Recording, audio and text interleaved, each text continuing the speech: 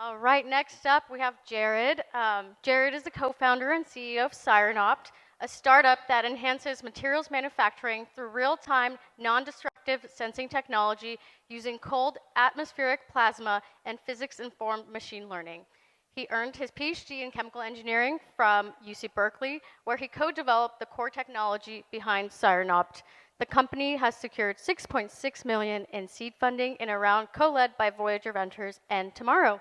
So Jared, take it away.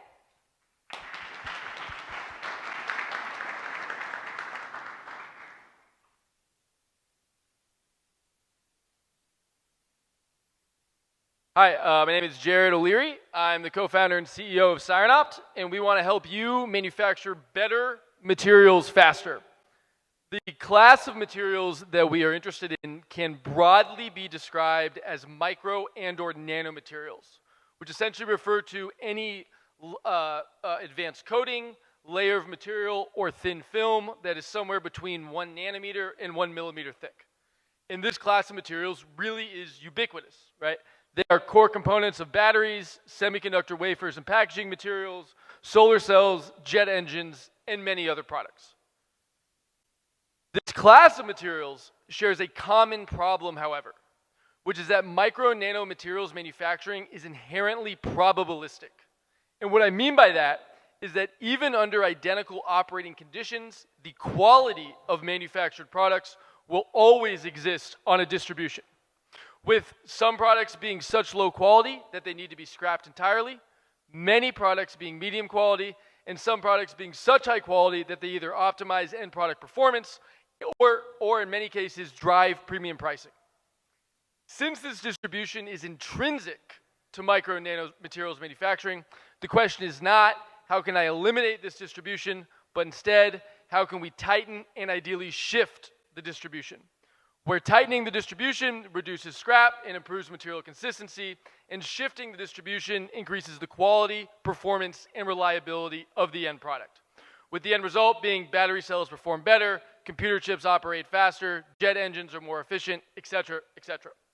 So Sinopt's solution to this is a real-time sensing and software platform, where we have a metrology sensor that is enabled by what are called cold atmospheric plasmas, which I'll go into more detail about later. But essentially, the sensor collects a wealth of critical manufacturing data that is otherwise unobtainable in real time and inside of high-volume manufacturing lines and workflows. We then pair that sensor with physics-informed machine learning software that helps manufacturers make decisions in real time based on that sensing data, with the end goal being a real-time process control platform where the sensor automatically feeds data to the software, which then automatically adjusts manufacturing operation parameters in real time to mitigate manufacturing variability in real time. So the core benefit for end users here is really the detection and mitigation of upstream issues at their source, with the end result being that end users can accelerate their time to market, they can improve material quality, increase production output, and reduce scrap and waste. So taking a step back here, I think it's reasonable to talk about the state of materials sensing and measurement in general. So today, sensors are generally tailored to measure one material property at a time, often off the manufacturing line and often destructively. So if I don't care how long it takes me to get a measurement, I don't care about destroying the measurement, and I don't care about measuring it offline, I can measure whatever I want. There's thousands of sensors that measure roughness or optical properties or composition, etc. What Sinopt is trying to do is create one platform that is capable of non-destructively measuring in principle all of these material properties in real time and inside of high-volume manufacturing lines. Importantly, we are not trying to compete with any existing sensor, right? We are trying to provide high-quality, high-value information inside of high-volume manufacturing workflows that is otherwise unobtainable. So the core mechanism here, briefly, is that we expose material samples to cold atmospheric plasma, which is essentially a room temperature weakly ionized gas that sits at atmospheric pressure. This plasma is unique because when it comes in contact with material samples, it induces synergistic plasma-material interactions where the plasma responds to the material and the material responds to the plasma. Our core thesis is that these plasma-material interactions are so informative that if we can record them sufficiently well, we should be able to translate them into multiple critical material properties in parallel and in real time. So our sensor contains multiple detectors inside of it that are tailored to record these interactions, including optical emission spectrometers, electrical probes, and high-resolution thermal cameras. And this wealth of source data itself is physically interpretable and can be used for defect detection, contaminant identification, etc. But the platform also comes with physics-based internal models that can translate this very informative source data into more immediately actionable information, such as material property measurements like thickness and density, or broader QC-relevant classifications. So we offer two products. One is a standalone platform. It is essentially a compact and versatile configuration that can sit at the line, off the line, or in the lab. We have been deploying progressively better non-certified versions of these platforms to paying customers since January of 2024.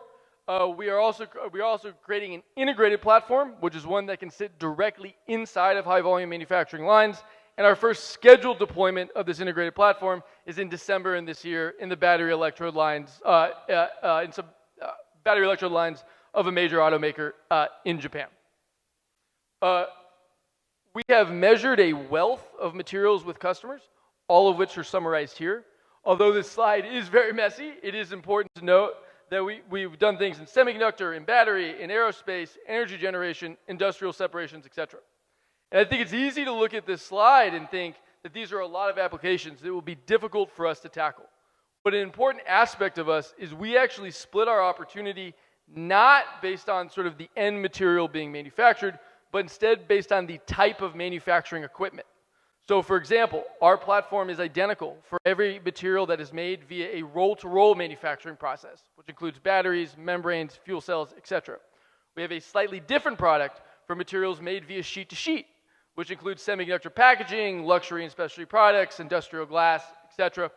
Same story for wafer-to-wafer, which is semiconductor wafers, and piece-to-piece, which includes jet and gas turbine blades, engine components, and many other things. Broadly, I co-founded this company in August of 2022 with my former PhD advisor. We now have a whopping 23 full-time employees, and our leadership is rounded out by VP of Engineering, VP of Sales and Marketing, each of whom have 30 years of relevant industry experience. The best summary of where we are, in 2024, raised a $6.6 million seed round based on early deployments primarily to battery companies. Since that time, we have expanded our market as semiconductor, aerospace, energy generation, etc. Right now, we've begun deploying 15 of our next generation standalone platforms across the globe, and we expect to begin 2 of our integrated platform deployments by the end of this year. By the end of next year, we would like to complete 3 integrated deployments, figure out how to monetize our software, and really determine the best business model and go-to-market strategy for us. Thank you for your time, and I'm happy to answer any questions that you have now.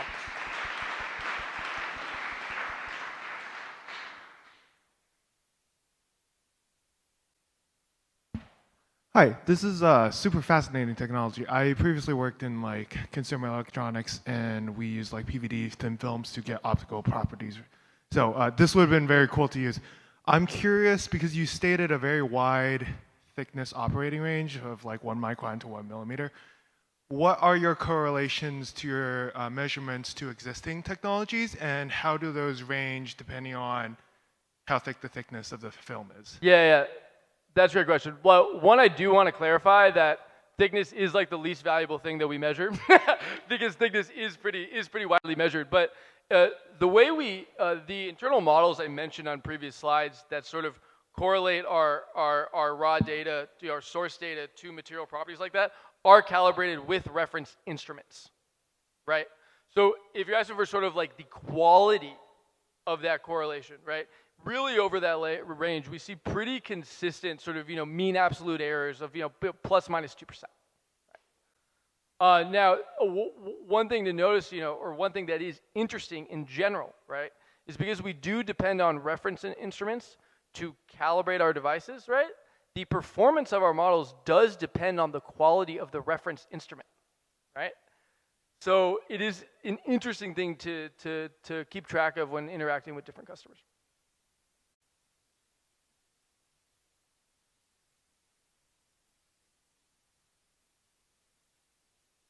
Hello, thank you. My name is Ethan. I'm curious if you mentioned a wide range of materials that you can characterize. Is there a concern about a limit to the materials you can look at based off of reactive chemistries between the plasma Totally, and the material? totally, Yeah. totally, right? So the number one question we get when we show this platform to customers is say, okay, is this destructive? Is it damaging, right? And we have demonstrated extensively for the class of materials that we have looked at that so far it has not damaged the materials we've seen. But for certain hypersensitive materials that we have not yet looked at, right? Including extremely sensitive, like, semiconductor devices, including extremely sensitive polymer films, right? I could absolutely imagine there being a destructive element here, right? But that being said, we have, 40, 50 different operation parameters within this sensor that we can adjust to sort of mitigate that damage, right? So the short answer to your question is there will certainly be materials that this does not work for, right? And I hope that number is smaller rather than larger, right? Great. Thank you very much. This is really cool technology.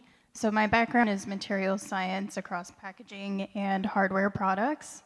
I'm curious, do you measure incoming materials on the factory line at raw material stage, or do you also measure finished goods?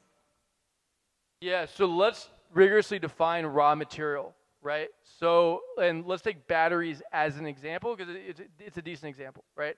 I would define battery raw materials as like the powders, right? I think we could measure powders, but we have not yet demonstrated that, right? We primarily measure coatings, right? So in the context of the electrode, it's like the active material coated on some foil, right? That being said, we have demonstrated, pretty preliminarily that we can measure the property of slurries, right? And in terms of post-processing, we now have begun, in the context of batteries, to look at electrode materials after they've been cycled in a cell, and then that cell has been broken down. But we're really right now, the vast majority of what we do is coatings in a 1 nanometer to 1 millimeter range.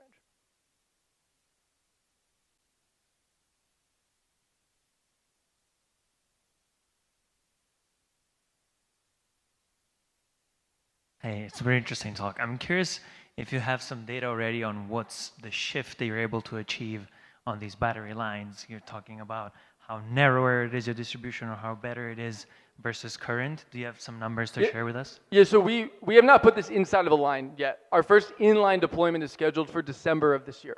Right. All right. And then there's a lot of nuance there, right? So I think the first way that we will contribute is not necessarily shifting the distribution. I think that happens when we have real-time process control.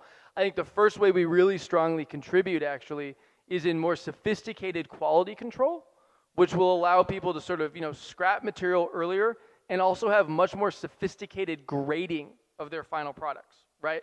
So taking batteries, for example, I think is a great example. Like, a lot of companies will claim they have these 99% yields, et cetera. But really what's happening is they have like A, B, C, and D grades there, right? That they all sell for different prices, right?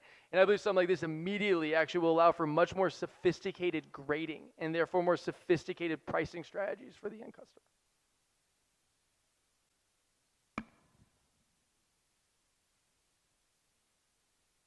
Great, thank you.